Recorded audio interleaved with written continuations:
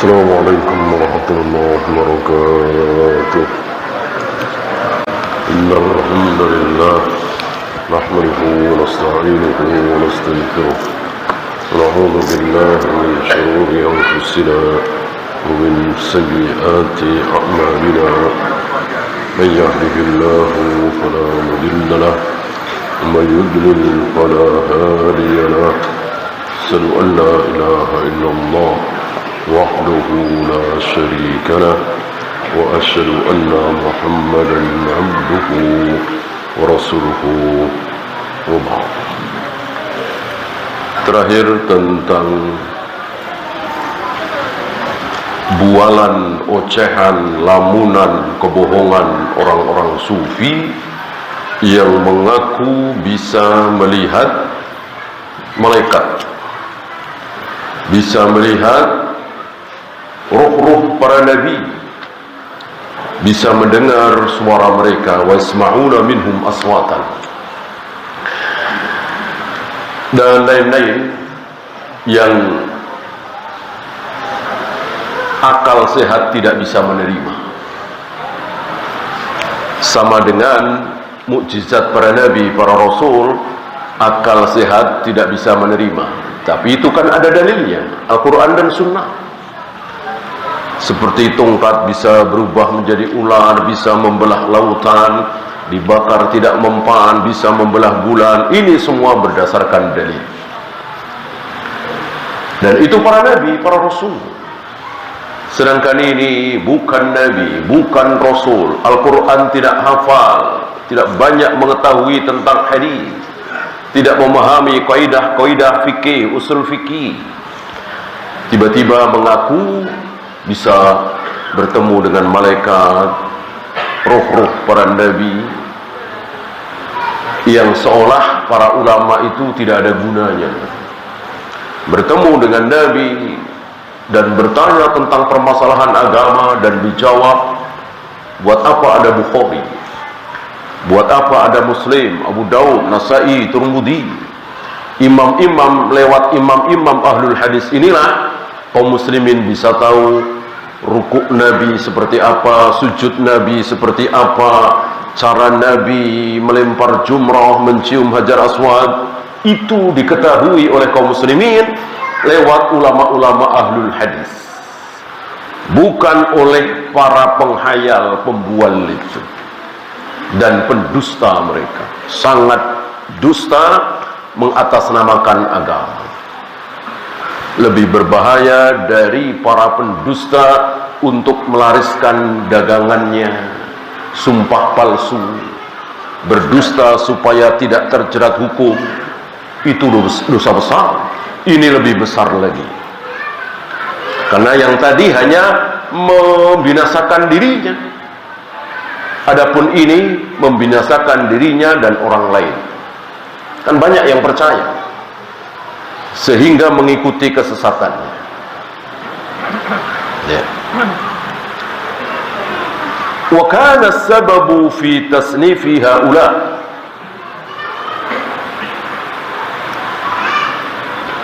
penyebab dari ini semua, ditulisnya kitab-kitab tentang kehebatan mereka, karamah mereka dan seterusnya, itu adalah qillata ilmihim, sangat minimnya ilmu, minim sekali, sedikit sekali ilmu mereka bisunani wal islami wal asar, ilmu terhadap sunnah, Islam, asar. 3 kalimat, 1 makna. Apa? Wahyu.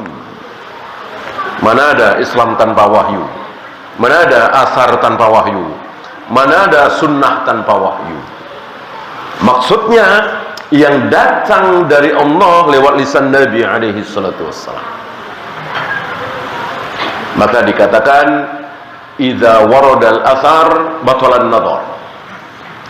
Ketika sudah ada asar, maka seluruh pendapat harus dibatalkan. Disebutkan asar. Apa yang dimaksud? Tentu wahyu, dalil. Disebut asar. Nanti dalam perjalanan berikutnya asar ini dipakai untuk perbuatan-perbuatan sahabat tabi'in, asar tabi'in, asar sahabat, kira-kira seperti ini. Adapun dalam kaidah asli bahwa asar yang dimaksud adalah dalil, wahyu, Al-Quran dan Sunnah. Sama dengan para a'immah ketika menafsirkan as-sirat al-mustaqim, ihdinas sirat al-mustaqim, tunjukilah kepada kami jalan yang lurus. Apa jalan yang lurus itu? Ditafsirkan oleh para mufassirin, jalan yang lurus adalah Al-Quran, jalan yang lurus adalah Islam, jalan yang lurus adalah Abu Bakar dan Umar. Karena di zaman Abu Bakar dan Umar belum ada jalan bengkok, belum ada orang sholat atau saum atau baca salawat tapi terancam dosa neraka, belum ada. Itu di zaman Abu Bakar dan Umar. Di zaman Utsman sudah ada. Ada orang berjihad, niatnya berjihad, seolah berjihad, tetapi terancam neraka. Zaman Ali lebih banyak lagi, zaman Muawiyah lebih banyak lagi. Hari ini luar biasa. Hampir seluruh ibadah ada saja yang terancam neraka. Ya, dari mulai wudu, tayamum, azan, qomat, tawaf, sa'i, ada saja yang terancam neraka. Ya seperti tadi, mencium hajar aswad, tapi dengan mengecupnya ada bunyi kecupan, terancam neraka. Inna safa wal marwata min sya'airillah. Kan sampai di situ yang disebutkan oleh Nabi, yang dicontohkan oleh Nabi ketika tawaf dan sa'i, ketika dari Safa ke Marwah, di bukit Safa dan di bukit Marwah. Nah, ditambah, diteruskan sampai akhir ayat, faman hajja awi tamaro dan seterusnya, maka terancam neraka. Tidak bermalam di Muzdalifah, padahal Nabi selalu bermalam di Muzdalifah, terancam neraka. Ya, tanggal 8 bukannya ke Mina dulu, tapi langsung ke Arafah, terancam neraka. Ya, karena bid'ah, tidak sesuai dengan Nabi, tidak taat kepada Nabi. Sedangkan Nabi mengatakan khudhu anni manasikakum, ambillah manasik haji kalian dariku. Bolehkah kita bermanasik haji tidak sama dengan Nabi? Tidak boleh. Tidak boleh. Nabi sudah memerintahkan, mewajibkan. Hukum asal perintah apa? Wajib. Maka mengikuti cara manasik haji Nabi dari alif sampai ya wajib. Ketika berbeda, dosa. Kecuali dinyatakan oleh Nabi boleh berbeda. Seperti waktu itu Nabi pernah menyembelih dulu baru melempar jumrah. Kita melempar jumrah dulu, Aqabah tanggal 10 baru menyembelih. Dosakah? Tidak.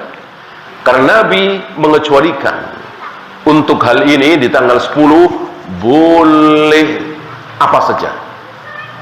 Mau melempar jumrah dulu baru tawaf kemudian sa'i, apa tawaf sa'i dulu baru melempar jumrah kemudian baru menyembelih dan bercukur dan seterusnya, boleh. Karena ada pengecualian. Kalau tidak ada, tentu harus mengikuti apa yang dicontohkan oleh Nabi sallallahu alaihi wasallam. Kalau tidak, dosa terancam neraka.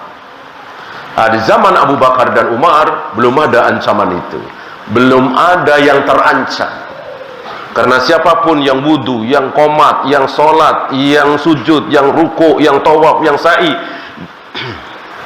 di zaman Abu Bakar dan Umar pasti sesuai sunnah. Karena di hari itu belum muncul bid'ah. Bid'ah muncul setelah Umar ditusuk ketika mengimami salat subuh. 3 hari setelah itu beliau wafat. Baru muncul bid'ah pertama kali.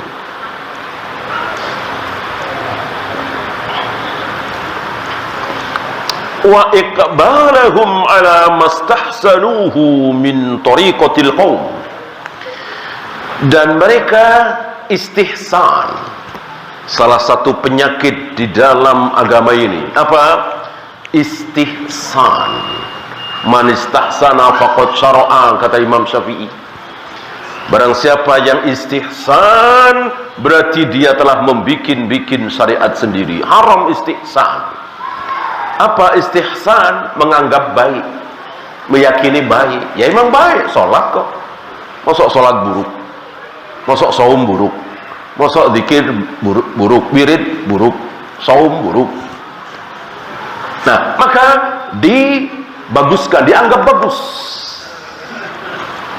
Mereka lupa bahwa hukum asal ibadah adalah haram. Al-aslu fil ibadati lit-tahrim. Hukum asal dari sebuah ibadah, seluruh peribadatan, ibadah mahdhah, hukum asalnya adalah haram. Maka salat haram, saum haram, tawaf sa'i haram, melempar jumrah haram, kecuali yang dicontohkan oleh Rasul dan para sahabat. Dalam hal-hal tertentu, karena nggak ada yang melakukan, mereka paham, mereka mau terima. Seperti sekarang nih, ya, coba sana ke Mekah, nyari jumrah akobra, lempar-lempar, mau nggak? Ya kan? Ya kan? Mereka paham ini, terima ini, karena memang nggak ada yang melakukan. Gitu.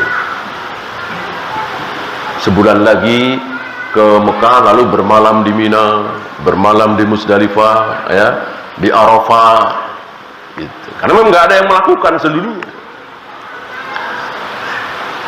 Itu sama. Sekarang ini bermalam di Mina, bermalam di Musdalifah atau di Arafah, melempar jumrah. Sekarang ya, udah lewat kan? Atau besok atau lusa ya. Itu sama dengan maulid Nabi, sama dengan tahlilan 3 hari, 7 hari, 40 hari. Kemudian sama dengan baca salawat nariyah. Sama dengan selesai baca Al-Quran, ditutup dengan Shadaqallahul Adzim. Ya, sama-sama tidak ada contoh dari Nabi sallallahu alaihi wasallam. Maka kalau itu dosa, ini juga dosa. Kalau itu terancam neraka, ini juga terancam neraka. Karena hukum asal ibadah adalah haram. Ini istihsan. Maka jangan pernah menganggap baik sebuah ibadah mahdhah, kecuali ada contoh dari Nabi SAW, dilakukan oleh para sahabat, walaupun barangkali sedunia nggak ada yang melakukan. Seperti hari ini di negeri kita, bahkan di Mekah Madinah, kita tidak dengar orang azan sebelum hayya ala sholat balik lagi syahadat. Tidak kita dengar. Padahal itu sunnah, bukan? Sunnah. Azan Abu Mahdhurah. Ya, bahkan Imam Syafi'i mengatakan tidak ada azan kecuali azan Abu Mahdhurah. Ya, walaupun sedunia nggak ada yang melakukan. Ketika kita sikah dengan Imam Bukhari, Imam Muslim dan lain-lain.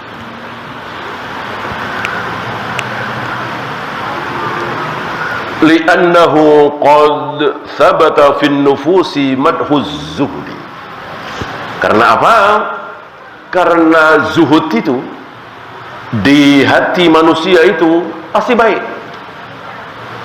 Mereka menarik simpati kaum muslimin berawal dari sabda Nabi.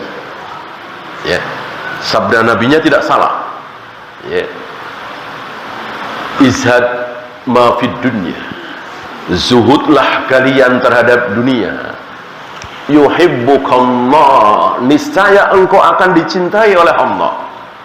Dan zuhudlah kalian terhadap apa yang ada di tangan manusia. Manusia punya mobil baru, punya rumah baru, punya jabatan mentereng, dan seterusnya. Kita zuhud, ikut senang, nggak iri, ya. Insya Allah kita dicintai manusia. Insya Allah. Sabda Nabi alaihi salatu wassalam.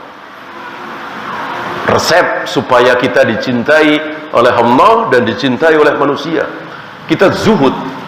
Antum tahu kan apa itu zuhud? Banyak dari kita tidak zuhud. Ketika tetangga beli motor baru, mobil baru, kita tidak zuhud. Kita justru sedih, iri. Kenapa bukan saya, kenapa dia? Nah, ini yang membuat tidak saling mencintai. Seandainya kita zuhud, alhamdulillah, kita nggak ada pingin sama sekali. Dia beli mobil baru, motor baru, ikut senang. Dan ini kan jarang-jarang seperti itu. Ya. Kenapa? Karena sifat dasar manusia itu menyukai, mencintai orang-orang yang zuhud. Dan sekali lagi itu jarang. Dan berangkat dari sini, mereka memproklamirkan diri sebagai para zahidin. Padahal waktu itu kita bahas, di zaman Rasul dan para sahabat, sebutan manusia itu cuman muslim apa kafir, mukmin apa musyrik, muslim apa Yahudi, muslim apa Nasara, gitu. Nggak ada zahid apa bukan zahid, nggak dibahas. Bahwa keutamaan zuhud betul ada, betul sekali, tapi tidak kemudian proklamirkan. Beda dengan muslim. Saya muslim, maaf saya nggak makan ini, saya muslim, gitu ya. Maaf saya tidak bisa mengucapkan selamat Natal, selamat ulang tahun dan seterusnya, saya muslim. Diproklamirkan, ya. Zuhud tidak. Ya, jangan tawarin itu ke saya. Maaf saya zuhud. Ya, nggak ada, maaf ya, saya zuhud nih, nggak ada. Saya takwa nih, nggak ada. Itu semua kita raih, kita lakukan, kita laksanakan, tapi tidak kita proklamirkan. Beda dengan muslim. Kalau muslim, iya. Kenapa Bapak tidak mencukur jenggot seperti yang lain supaya rapi? Enggak, saya muslim. Begitu. Kenapa Bapak enggak minum ini? Enggak, saya muslim. Gitu. Jangan bilang saya soleh. Ya. Enggak, saya kan soleh. Hari ini kan begitu. Kalau yang tidak mau minum khamar, tidak mau berzina, tidak mau korupsi, disebutnya soleh. Kenapa? Nggak disebut muslim. Kenapa? Ya karena ribuan kaum muslimin minum khamar, ribuan kaum muslimin korupsi, ribuan kaum muslimin berjudi. Maka ketika tidak mau korupsi, tidak mau minum khamar, tidak mau berjudi, ya tidak cukup disebut sebagai muslim. Orang ribuan muslim berzina, berjudi, minum khamar. Ya, ingat, sifat yang menempel pada diri seorang muslim, seorang mukmin tidak akan hilang apapun yang terjadi pada diri kaum muslimin. Ya. Maka tetap kita katakan, enggak, saya enggak mau minum, saya muslim. Nah, teman-teman Anda muslim juga. Nah, itu urusan mereka. Nah, lihat di Al-Quran dan Sunnah. Sebagai seorang muslim kan harus taat pada Al-Quran dan Sunnah. Al-Quran dan Sunnah mengharamkan, kan begitu. Jangan kemudian menonjolkan saya bertakwa, saya saleh, saya muhsinin, saya zahidin. Tidak.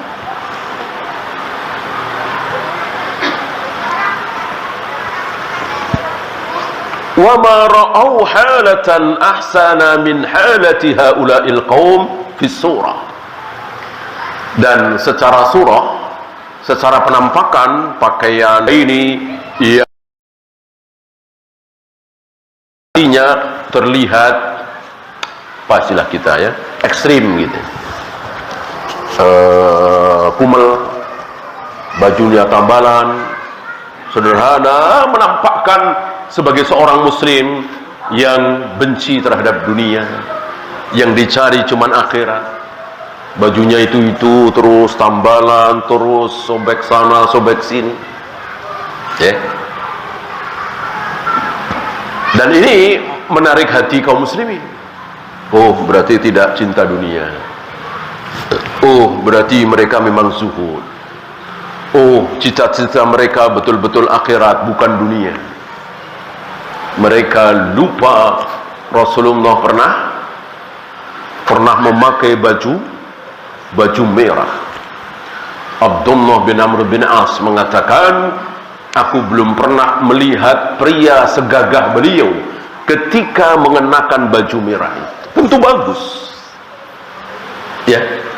Begitu pula Abu Bakar, Abdurrahman bin Auf, Sa'ad bin Abi Waqqas, Utsman bin Affan. Bagus, karena memang punya, bisa beli. Nabi Sulaiman apalagi, Nabi Yusuf, Nabi Daud. Jadi zuhud itu bukan di zahir, bukan di pakaiannya, mobilnya, rumahnya, tapi zuhud ada di hati. Maka yang tahu si fulan ini zuhud atau tidak siapa? Tentu Allah Rabbul Alamin.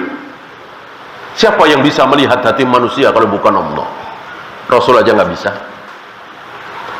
Rasul kalau tidak diberitahu oleh Allah tidak tahu kalau si fulan ini ternyata munafik.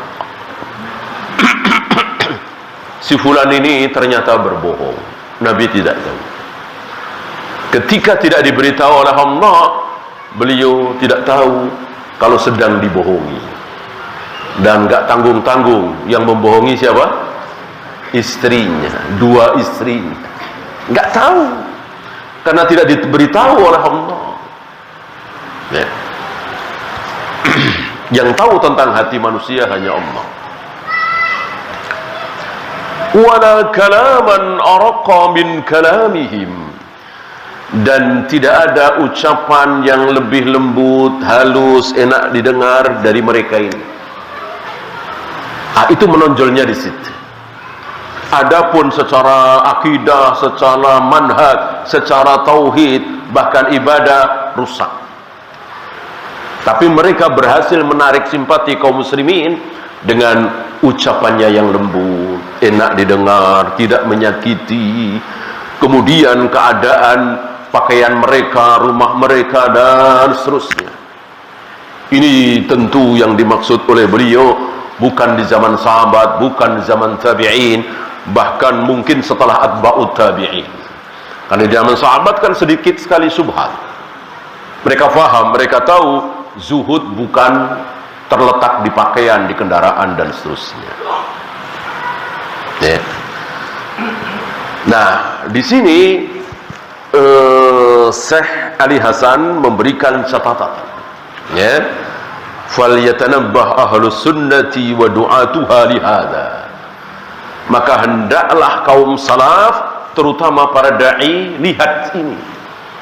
Jadi ambil positifnya, jangan kemudian percuma saja ucapannya baik, sopan, santun, dermawan, tapi manhajnya rusak. Tidak. Justru beliau menasihati kaum salaf, terutama para dai, untuk introspeksi diri. Kan mengucapkan kalimat yang baik, sopan, bentar-bentar senyum, ini sunnah apa bukan? Sunnah. Kenapa tidak diambil? Mestinya ahlus sunnah lah yang lebih santun, lebih ramah, lebih sopan daripada mereka. Ini nasihat beliau terutama kepada para du'a. Mentang-mentang manhajnya benar, mentang-mentang akidahnya lurus, lalu ucapannya sumpah serapah. Semua disalahkan dengan nada-nada mencibir, cacian, makian. Tentu tidak seperti itu. Abu Bakar, Umar, para sahabat tidak seperti itu. Walaupun berada dalam manhaj yang hak, tetap sopan, enak didengar, santun, tidak kemudian cacian, makian, hujatan, kata-kata yang tidak enak didengar keluar dari mulutnya. Ini yang menjadi keprihatinan beliau. Karena salaf itu sempurna dalam segala hal, bukan akidahnya doang, manhajnya saja, tauhidnya saja, tidak, tapi akhlaknya pun juga nomor 1. Itulah para sahabat, itulah para tabi'in, atba'ut tabi'in. Tidak dengan kaum salaf hari ini. Sebagian ikhwan salaf, bahkan para da'inya justru kasar, peras, tidak ada ampun, ya, dan seterusnya dan seterusnya. Lihat para sahabat luar biasa sabarnya, para ulama dulu luar biasa santunnya. Lihat Imam Bukhari, begitu santunnya, begitu sabarnya.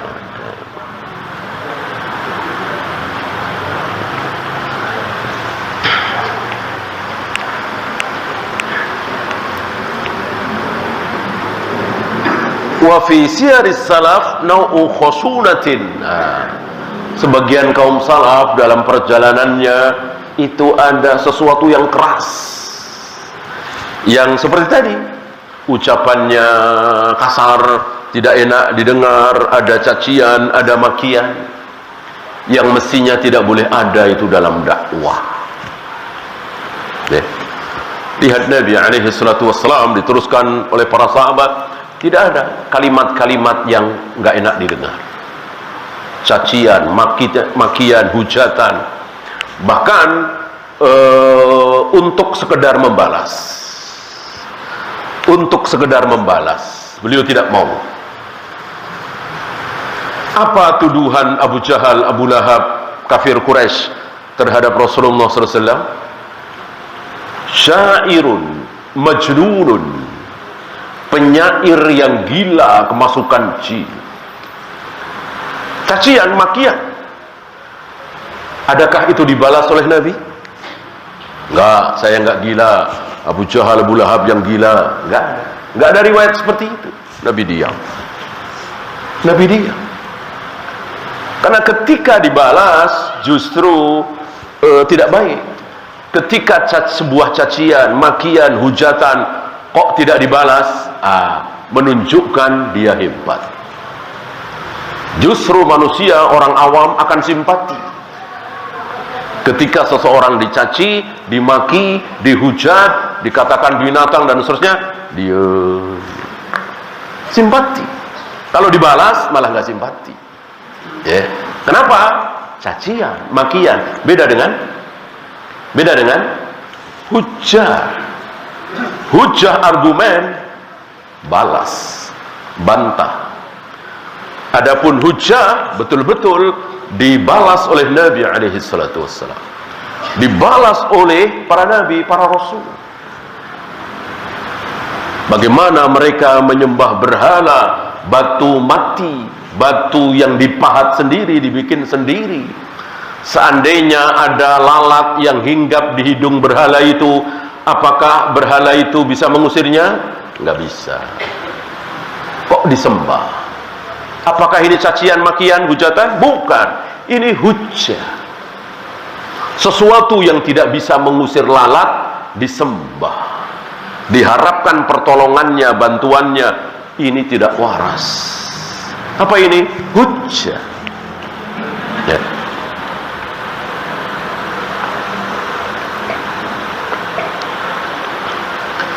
Seperti ketika para ulama membantah orang-orang Nasara yang mengatakan Tuhan ada 3, dibantah dengan hujjah, bukan cacian makian tapi hujjah.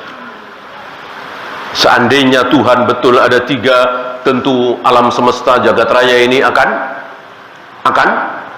hancur. Namanya 3 individu, tidak mungkin keinginan sama. Yang satu ingin menerbitkan matahari dari timur, yang satu jangan, dari barat saja atau dari utara. Sama-sama Tuhan, sama-sama kuat, maka berantem dan seterusnya. Ini kan hujjah. Itu diucapkan oleh para ulama untuk membantah keyakinan bahwa Tuhan ada 3, lebih dari 1. Bukan hujatan, bukan cacian seperti anak muda hari ini. Ya. Tuhan 3, bisa main karambol dong Tuhan 3. Ini cacian, ini makian, ya. Nggak perlu ucapan seperti itu, ya. Ledekan saja, jangan. Kalau Tuhan ada 3 nanti apalah, nggak usah. Beda dengan para ulama, betul-betul hujjah, betul-betul argumen.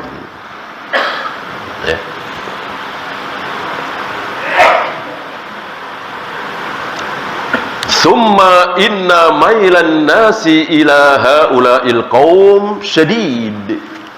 Oleh karena itu orang-orang awam untuk condong ke kaum salaf itu yang ada kekerasan itu syadid, menjadi berat. Ya. Akhirnya apa? Ya udah ini aja lah. Enak, nggak dimarahin, nggak dicaci maki, malah disambut sopan, gitu ya. Sementara kalau nggak di sana itu ya udah disalah-salahin, dibid'ah-bid'ahin, ya kan? Ini salah, itu salah, ini bid'ah, ini syirik. Udah begitu, sayanya juga diomelin mulu, ya. Beda kalau isinya memang tegas, syirik bilang syirik, bid'ah bilang bid'ah. Begitu ngobrol enak, senyum, santun, kan jadi enak, ya. Tidak kemudian ini syirik, ini bid'ah, ini haram, ini batil. Begitu ngobrol, ya begitu juga. Musalah ini, nggak benar, bahlul ini. Jangan di sini, di sono, ya, jangan begitu caranya. Ini kan gimana ya? Ini kan bicara bukan masalah agama, cuman sekedar jamuan apalah. Ya maafkan ya, namanya manusia awam gitu. Ya misalnya siang-siang ya, pengen yang dingin-dingin, ini malah dikasih teh panas misalnya, ya hal-hal kecil seperti ini maafkan saja ya. Atau bahkan mungkin pagi-pagi dikasih es gitu, kan nggak enak bener. Tapi ya udah, ini bukan masalah agama dan tidak haram, nggak usahlah dicaci, dimaki, dihujat ya. Bahkan yang pertama kali dinasihati oleh Allah siapa dalam hal ini? Nabi alaihi salatu wassalam. Walau kunta faddan ghalidhal qalbi lan faddu min hawlik. Walau kunta, bukan walau kuntum ini ya. Walau kunta artinya beliau, wahai Muhammad, seandainya engkau keras hati, kasar ucapannya, lan faddu min hawlik, mereka akan menjauh darimu. Maka yang pertama kali disuruh sabar, santun, nawin lah ya, orang awam dan seterusnya adalah Nabi sallallahu alaihi wasallam ya.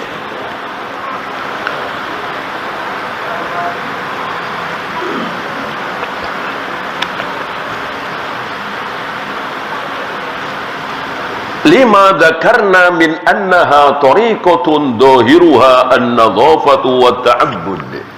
Ini dia, ada dua hal, nadhafah, ta'abbud. Yang ada pada diri mereka tuh bersih, ibadah bersih ya. Tentu sama ahlu sunnah juga menyukai bersih ibadah, tapi kan harus berdasarkan sunnah. Tidak boleh kebersihan itu keluar dari sunnah. Apalagi tentang najis. Antum masih ingat qaidah al-bara'atul asliyah, bahwa semua benda di muka bumi ini, semua cairan di muka bumi ini, hukum asalnya najis apa tidak najis? Tentu tidak najis. Mereka kurang paham dengan qaidah ini. Oleh karena itu sebagian dari mereka, kalau tidak yakin betul bahwa ini adalah suci, maka mereka tidak mau. Mereka kebalik, hukum asal najis. Ketika sudah tahu ini dicuci, sudah bersih, sudah dijemur dengan baik dan benar, baru dikatakan ini suci. Berarti hukum asal najis. Kan kebalik. Yang benar sesuai dengan kaidah Rasul dan para sahabat, hukum asal seluruh benda di muka bumi adalah suci, tidak najis. Untuk mengatakan najis harus jelas. Oh, kena air kencing tadi. Oh, ini bau kotoran manusia ini. Oh, ini basah kencing. Begitu. Ketika warna najis tidak ada, basah najis tidak ada, bau najis tidak ada, maka wajib kita katakan sarung ini, baju ini, taplak ini suci. Walaupun kita tidak tahu kapan nyucinya, siapa yang nyuci, pakai air apa. Kenapa? Al-bara'atul asliyah. Hukum asal dari seluruh benda di muka bumi adalah tidak najis. Dan ibadah, ya, dan mereka akan menampakkan dirinya sebagai ahli ibadah, bertasbih, bertahmid, zikir, wirid. Kadang mereka bawa tasbih kemana-mana. Orang awam tertarik, simpati, jatuh cinta. Padahal tidak seperti itu. Antum masih ingat sebaik-baik sholat di mana? Di rumah, kan? Sebaik-baik sholat di rumah, kecuali sholat wajib. Ini menunjukkan apa? Ibadah yang tidak wajib lebih baik kita sembunyikan. Nggak usah ada yang tahu. Kecuali wajib seperti sholat 5 waktu, sholat Jumat, jihad, haji, tentu ini tidak bisa disembunyikan. Adapun yang bisa disembunyikan, sembunyikan seperti sholat sunnah. Nah, mereka malah tidak. Sekedar zikir, wirid, itu kan jauh di bawah sholat sunnah derajatnya. Malah ditampakkan. Kemana-mana bawa tasbih.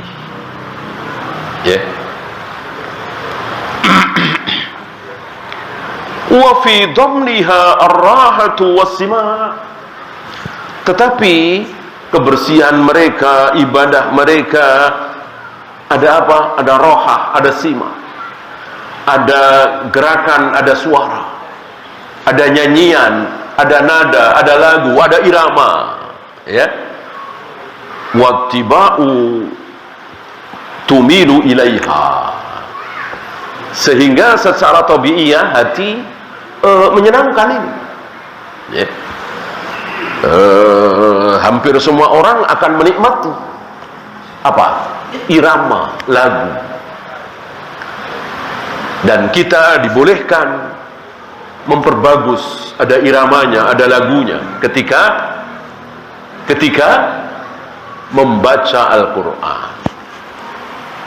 Maka membaca Al-Quran yang sanggup untuk membuat indah, lakukan.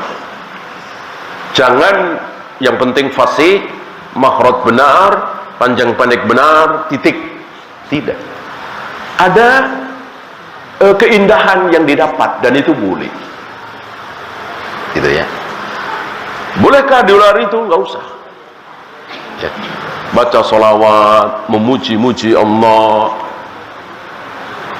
perlukah dilantunkan, diindahkan dengan irama, dengan lagu? Nggak perlu, nggak usah, jangan. Khusus membaca Al-Quran saja diperindah. Maka tidak perlu ada rumus, tidak perlu ada nada khusus, tidak perlu ada apa istilahnya, not, gitu ya. Nadanya sekian, nggak perlu. Yang penting panjang dibaca panjang, pendek dibaca pendek, makhraj benar, tajwid benar. Nah, setelah itu berirama, diindahkan, terserah siapa? Terserah yang baca. Nggak ada aturan. Justru dibikin aturan malah bid'ah.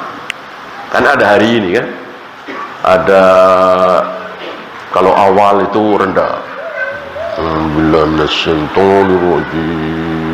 mana panjang gitu ya. Apa mereka punya istilah, ada bayati, ada hijaz kar. Tidak syak lagi, ini bid'ah. Nabi tidak pernah mengajarkan seperti itu, ya. Dengan lantunan tertentu dan panjang, ini tidak diajarkan oleh Allah dan Rasulnya. Maka bebas. Bahkan para imam membid'ahkan ketika ada seseorang atau kita semua menirukan bacaan seorang qori yang bagus, seorang imam yang bagus. Antum masih ingat Nabi terkagum, tertarik dengan keindahan suara beberapa sahabat.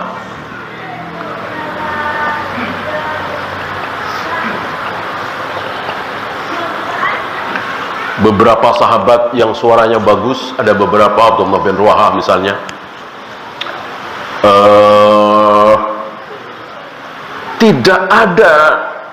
Tidak ada sahabat lain berusaha menirukan.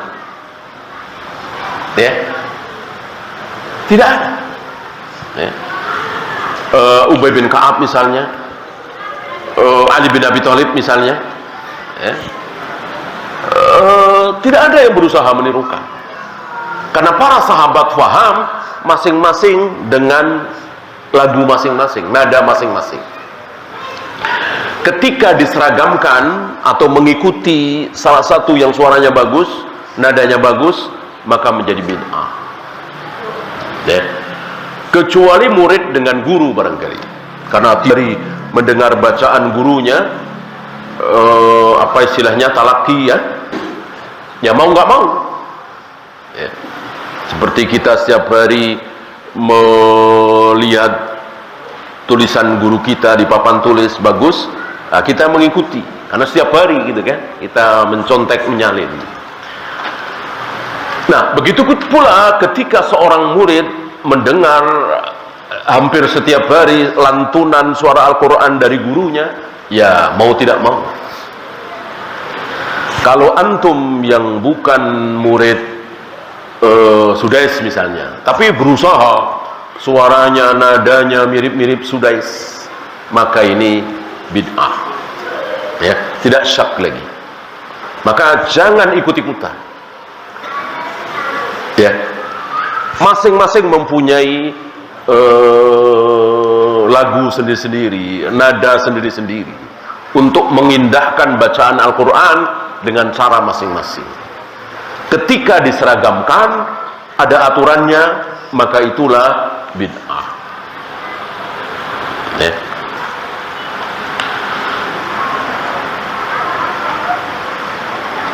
وَقَدْ كَانَ أَوَائِلُ الصُّوفِيَّةِ يَنْفِرُونَ مِنَ السَّلَاتِينِ وَالْأُمَرَاءِ. Awal mula munculnya torekot-torekot sufiyah, mereka dulu rata-rata menjauh dari, tidak mau dekat-dekat dengan para sultan, para penguasa. Ya jelas, karena mereka memproklamirkan dirinya sebagai para zahidin, orang-orang yang zuhud, hanya mencari akhirat, tidak rakus terhadap dunia. Sementara para sultan, para amir, para penguasa, tentu mereka kaya raya. Dan kita tahu para amir, para sultan hari itu kan tidak bakhil, betul-betul dermawan. Siapa butuh kasih, siapa butuh kasih. Dan mereka kaya raya, apalagi di zaman Umar bin Abdul Aziz. Nah, torekot-torekot sufiyah ini, orang-orang sufi ini menjauh, tidak mau dekat-dekat dengan para penguasa. Kapan? Awal mula kemunculan mereka.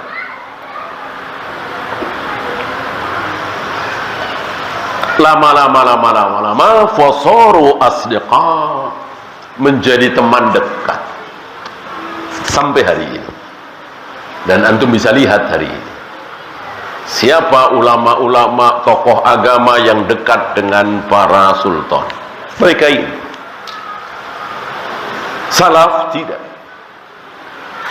ya, kecuali memang diundang, dibutuhkan, dan untuk memperbaiki negeri sebagaimana di Saudi misalnya. Adapun di luar itu kita lihat Syekh Albani dan murid-muridnya jauh dari penguasa, termasuk di negeri kita ini, insyaallah. Ya, dan itu lebih baik. Ketika du'atus salaf, dai-dai salaf tidak dekat dengan gubernur, tidak dekat dengan menteri, tidak dekat dengan presiden, itu jauh lebih baik daripada dekat. Akan menjadi fitnah, ya, kecuali memang dimintai nasihatnya, diminta ilmunya, itu lain lagi. Nah, kebanyakan kan seperti itu ya. Penguasa itu bukan untuk mencari ilmu, tapi ada sesuatu. Nah, ini yang berbahaya.